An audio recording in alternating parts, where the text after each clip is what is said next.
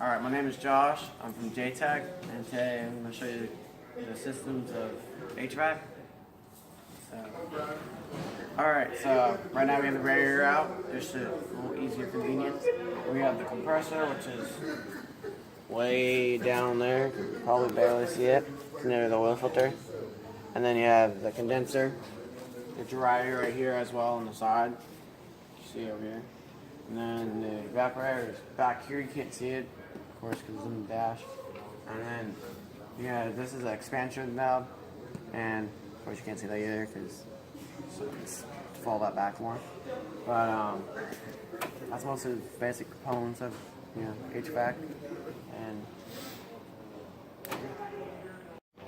so one more thing I forgot would be that the compressor here and here would be hot all the way down to the condenser, and dryer would still be hot. So you pass the expansion valve, it's going to start to get cold all the way through the evaporator and then back to the compressor. So just want to let you know, and that would be the process how the system would work.